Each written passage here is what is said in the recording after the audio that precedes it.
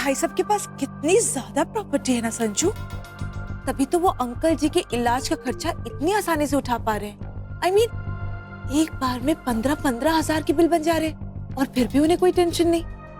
मेरा तो सोच सोच करके ही दिल घबरा जाता है कि अगर कहीं ऐसा कुछ हमारे साथ हो जाता, हम लोग कैसे मैनेज करते बेबी? हमारे पास ना तो बैंक बैलेंस है और ना ही प्रॉपर्टी।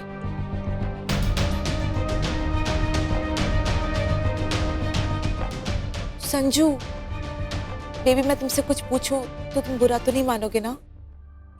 नहीं, ऑफ कोर्स नॉट, पूछो ना। मैं तो बस ये सोच रही थी, तुमने हमारे होने वाले बच्चे के लिए कुछ तो सेविंग करके रखी है ना? टू बी ऑनेस्ट सुनिधि, भैया के रहते मैंने कभी पैसों के बारे में सोचा ही नहीं, और जब भी कभी ज्यादा जरूरत होती है तो मैं भैया से मांग लेता हूँ, और भैया भी कभी मना नहीं करते। लेकिन ये सब तो पहले की बात थी संजू, अब तो धीरे धीरे सब कुछ बदल रहा है।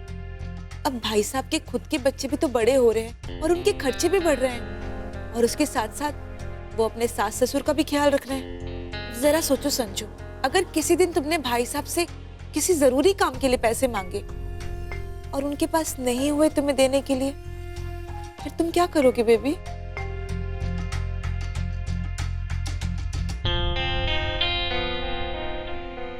इसलिए मैं कह रही हूँ जानू, अब तुम्हें खुद अपनी फैमिली के बारे में सोचना स्टार्ट कर देना चाहिए। कल का क्या भरोसा जानू, अगर कल को भाई साहब अपनी फैमिली का खर्चा उठाते उठाते हम लोगों का खर्चा नहीं उठा पाए तो?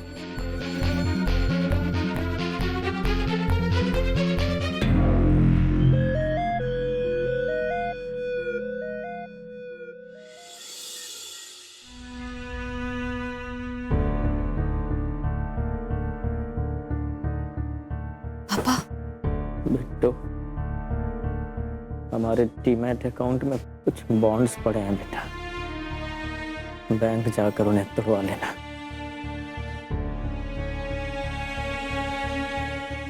पर क्यों पापा? वो बॉन्ड क्यों तोड़वाऊं मैं? उसकी क्या जरूरत है? बेटा बच्चों जैसी बातें मत कर। तेरे पापा जो कहते हैं उनकी बात मान ले। अरे वो दे रहे हैं पैसे तो ले लेना। अब और कितना शर्मिंदा करवाना चाहती है हम दोनों को? शर्मिंदा? माँ, इसमें शर्मिंदगी कैसी है? पापा, क्या महीन और मेरा इतना भी हक नहीं है कि हम आपके बिल्स का खर्चा उठा सके? बेटा, अगर तुम ये पैसे नहीं लोगी, हमारा ज़मीर, आत्मसम्मान दिन ब दिन गिरता जाएगा, और हमारी सेहत भी। ऐसे ही विदा करना चाहती हूँ अपने पापा को। पापा, आप ऐसी बातें क्यों कर रहे हैं? इसीलिए कह रहे हैं बेटा, तुम मान लेना इनकी बात और बैंक से बॉन्ड निकलवा ले। पर माँ, मैं पापा के सेविंग्स अकाउंट में से पैसे निकाल सकती हूँ। बॉन्ड तोड़वाने की क्या जरूरत है? उसे रहने देते हैं।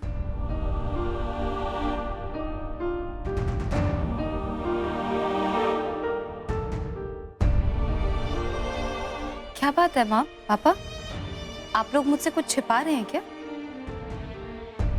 बेटो,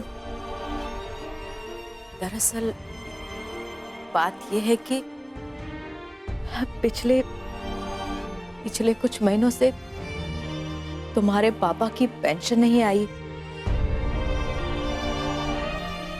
और इनकी सेविंग में भी अब एक भी पैसा नहीं बचा है। पैसे नहीं बचे हैं मतलब? तो माँ, फिर इतने महीनों से आप लोग घर का खर्च, किराया, राशन, ये सब कैसे मैनेज कर रहे हैं? बिट्टू, हमने 3 महीनों से घर का किराया भी नहीं दिया है।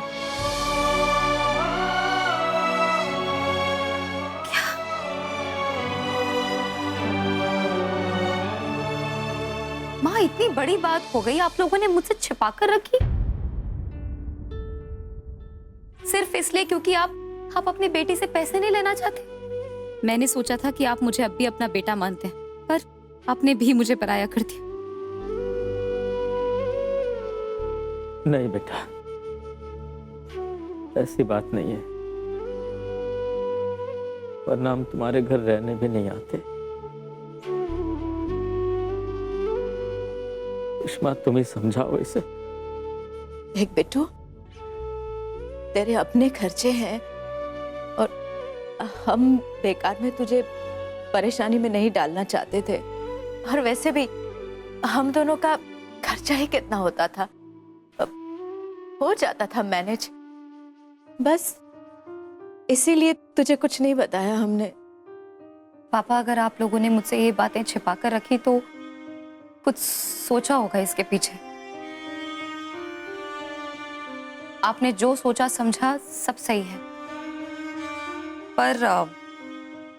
पर सच तो ये है पापा कि इस साल महीन को अपने बिजनेस में इतना ज्यादा मुनाफा हुआ कि हम लोग भी यही सोच रहे थे कि उस एक्स्ट्रा पैसे से क्या करना चाहिए। अगर एक बार आप लोगों ने बता दिया होता कि ऐसी परेशानी चल रही है तो महीन पर भी कोई बोझ नहीं आता और ना आप लोगों को इतनी परेशानी उठानी पड़ती। वैसे भी पापा, मुश्किल के टाइम पर बच्चे ही तो अपने पेरेंट्स के काम आते हैं ना। हाँ बेटा, बच्चे काम तो आते ही हैं, लेकिन जब बड़े हो जाते हैं तो पूरा सच भी नहीं बताते।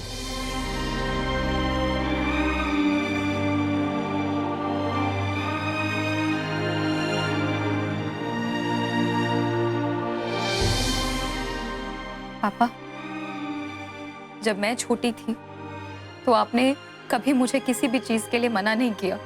मेरी हर फरमाइश, मेरी हर डिमांड को पूरा किया, चाहे आपके पास पैसे होते थे या नहीं होते थे, लेकिन आपने मुझे कभी किसी चीज के लिए मना नहीं किया पापा।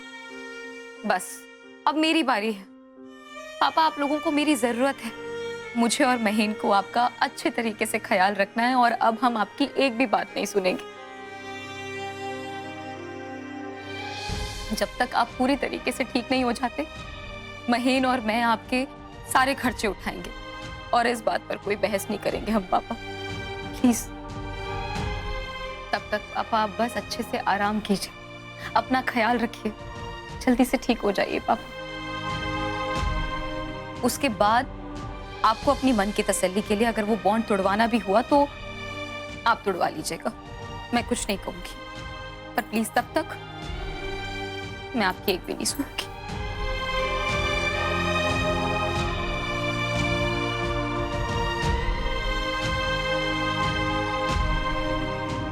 बस अपना ख्याल रखिए पापा और जल्दी से ठीक हो जाइए। आप आराम कीजिए, मैं थोड़े काम निपटा कर आती हूँ।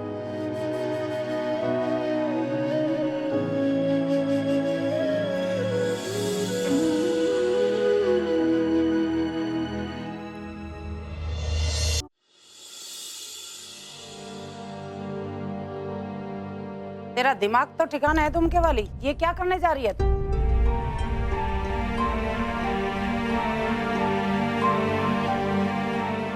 माँ जी, वो मैंने सोचा कि जो शादी से पहले के मेरे गहने हैं वो काफी पुराने हो चुके हैं और ढंग से पहनने को भी नहीं होते, वो इन्हें बेच दूं।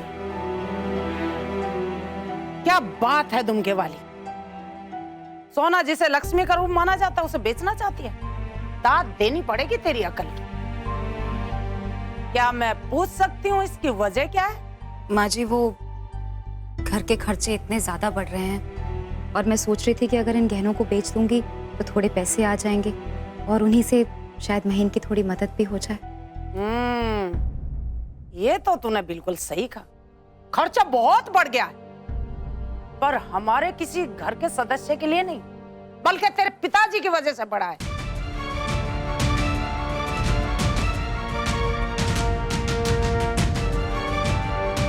माँ जी, मैं जानती हूँ कि ये सारे खर्चे मेरे पापा की तबीयत खराब होने की वजह से बढ़े हैं, लेकिन माँ जी, कल को आपको या इस घर के किसी और सदस्य को कुछ भी होता है तब भी मैं और महीन अपना हाथ पीछे नहीं रखेंगे। वाह, तुम केवली भाग्य है मेरी जो तुझे इतना ख्याल सबका हुआ।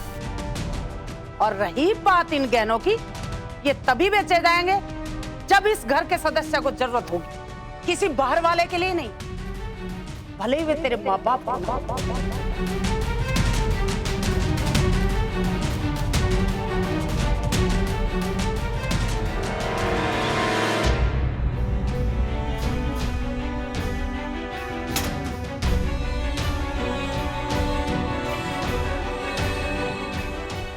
तो मैं क्या करूं? मैं कैसे मदद करूं आपकी? कैसे बोझ उतारूं आपके?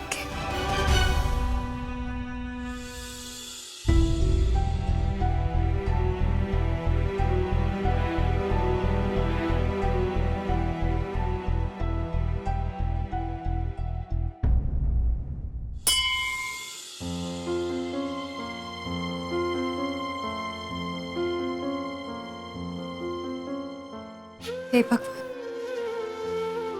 मुश्किल समय में इंसान का साथ उसकी हिम्मत और भगवान देते हैं। मेरी हिम्मत पूरी तरह से टूट चुकी है भगवान। अब बस आप ही का सहारा है। मैंने आज तक कभी भी अपनी पूजा प्रार्थना, अपने विश्वास, अपनी लगन में कोई कमी नहीं रखी भगवान। आज पहली बार अपने आप को बहुत ही बेबस और हारा हुआ महसूस कर रही हूँ। एक तरफ पापा की बीमारी और दूसरी तरफ महीन की लाचारी। मैं ना तो पापा को ऐसे तड़पते हुए देख सकती हूँ और ना ही महीन को इतना परेशान। मैं आपकी शरण में आई हूँ भगवान, प्लीज मेरी मदद कीजिए। प्लीज कोई चमत्कार कीजिए, आशीर्वाद दीजिए भगवान, कोई ना कोई रास्ता दिखाइए।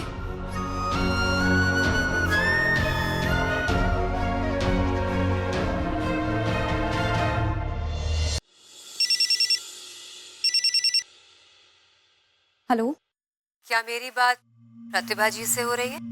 जी मैं बोल रही हूँ। आप कौन? मैं शुभ्रा मलिक। हेलो मैम, कैसी हैं आप? मतलब इतने दिनों बाद आपने अचानक से फोन किया। क्यों, नहीं करना चाहिए था? अरे नहीं नहीं नहीं नहीं, ऐसी कोई बात नहीं है। ऑफ कोर्स आप मुझे कभी भी फोन कर सकते हैं। और बताओ, कैसी हो, क्या चल रहा है, और तुम्हारा सिंगिंग करियर कैसा है? उसे एक नई दिशा दी या नहीं? नहीं मैम, वो कोलकाता से आने के बाद मैं घर के कामों में ही बिजी हो गई थी और ऊपर से मेरे पापा की तबीयत भी बहुत खराब हो गई थी, तो ऐसे में मैं अपने सिंगिंग की तरफ ध्यान ही नहीं दे पाई। और वैसे भी मैम, मेरी फैमिली से ज्यादा इम्पोर्टेंट तो नहीं है ना सिंगिंग मेरे लिए। सो तो है, मैं समझ सकती हूँ। मैम आपने वैसे किसी अर्जेंट काम के लिए फोन किया था? हाँ, काम तो है। एक्चुअली मैं चाहती हूँ तुम मेरी एकेडमी ज्वाइन करो, एक टीचर के तौर पे। जी? इससे पहले कि तुम मना करो, मेरी बात ध्यान से सुनो। Pratibha, you are a great singer. तुम दिल से गाती हो, और तुम जैसे टैलेंट को अगर मैं कोई दिशा ना दे पाई तो मुझे बहुत बुरा लगेगा।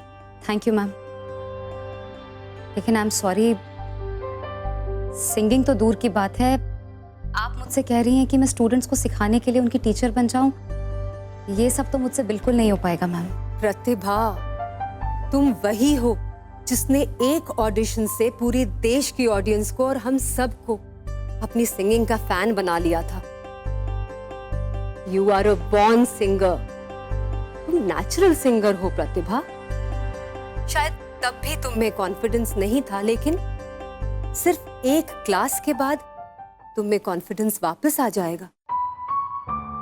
और अगर मुझे कोई डाउट होता तो मैं फोन नहीं करती।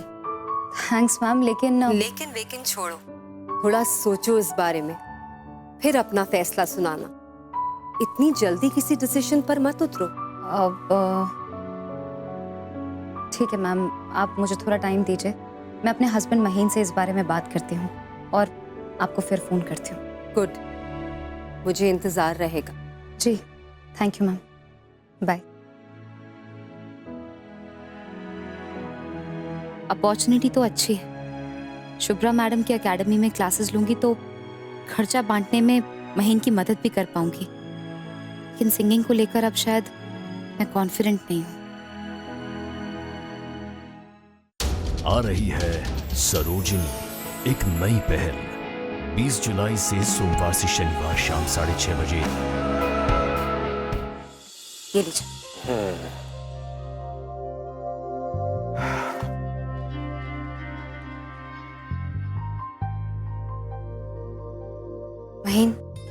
आज शुभ्रा जी का फोन आया था। शुभ्रा मैम का? यूं अचानक? क्या क्या बोली क्या वो चाहती हैं कि मैं उनकी सिंगिंग एकेडमी ज्वाइन करूं, वो भी एज अ टीचर। अरे वाह प्रतिभा, ये तो बहुत सही बात है। तो कब ज्वाइन कर रही हो? महीन, आपको सच में लगता है कि मुझे उनका ये ऑफर एक्सेप्ट करना चाहिए? प्रतिभा, तुम भी कैसी बातें करती हो ना। इसमें लगने वाली कौन सी बात है भाई? तुम इतनी अच्छी सिंगर हो, तुम्हारा इतना अच्छा टैलेंट है प्रतिभा, और तुम्हें पता है जब से तुम्हारा वो कोलकाता वाले ऑडिशंस मिस हुए थे उसके बाद तो मुझे लग रहा था फिर न जाने कभी अपॉर्चुनिटी तुम्हें मिलेगी।